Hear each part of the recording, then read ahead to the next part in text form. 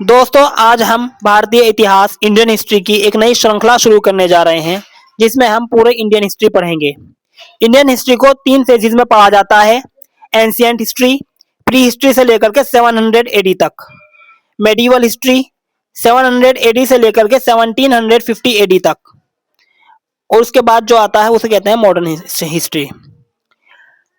Ancient history के 3 भाग होते हैं, प्री हिस्ट्री, प्रोटो हिस्ट्री और हिस्ट्री। प्री हिस्ट्री को 2 भाग में पढ़ते हैं, stone age, chalcolithic age. Stone age के 3 भाग होते हैं, पैलियोलिथिक पीरियड 5 लाख बीसीई से लेकर के 10,000 बीसीई तक पढ़ा जाता है। दूसरे नंबर पर आता है मेसोलिथिक पीरियड, 10,000 बीसीई से लेकर के 6,000 बीसीई तक पढ़ा जाता है। तीसरे नंबर पर आता है नियोलिथिक पीरियड, 6,000 बीसीई से लेकर के 3,000 बीसीई तक पढ़ा जाता है। इसके बाद आता है प्रोटो हिस्ट्री।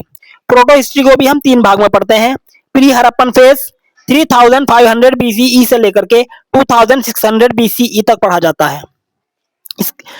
हड़प्पन और इसके बाद आता है हड़प्पन और इंडस फेज 2600 से लेकर के 1800 बीसीई तक चलता है।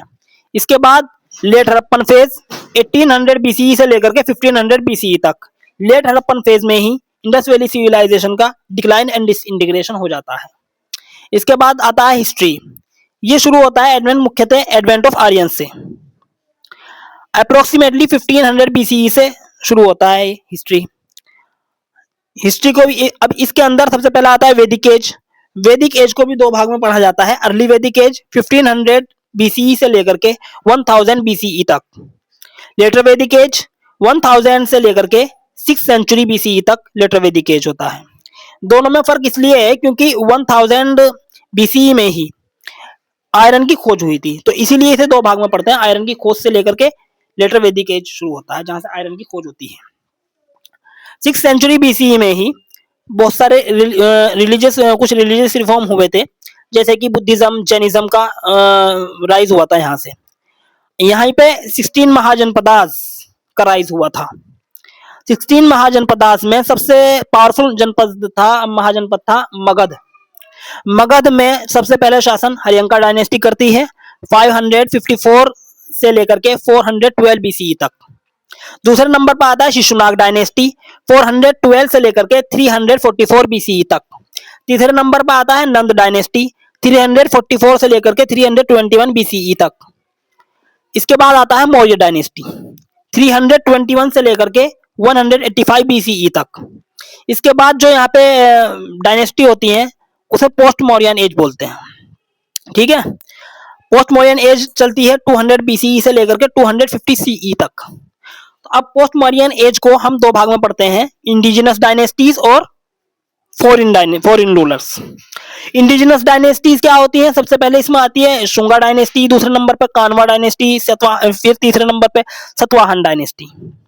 शुंगा डायनेस्टी 185 से लेकर के 75 बीसीई तक। कानवा डायनेस्टी 75 बीसीई से लेकर के 1st सेंचुरी सीई तक। Satavahana dynasty 1st century CE से लेकर के 250 सीई तक। Foreign rulers Indo Greeks 165 BCE, Shakas 90 BCE, Parthians 25 CE, Kushanas 65 CE. अब इसे नॉर्थ और साउथ के हिसाब से देखते हैं।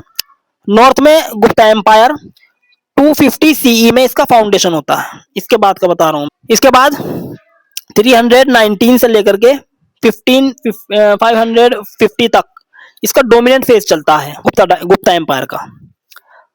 और इसके बाद आता है पुष्यभूति डायनेस्टी 600 से लेकर के 700 सीई तक। इसके बाद यहाँ पे 3 पैरेलल डायनेस्टीज चलती हैं, जैसे कि Pratihara Gujjar of north west, Pala dynasty of east, Rashtrakutas of central India. 750 की बात है। तो नॉर्थ का तो हो गया पूरा। अब साउथ का देखते हैं।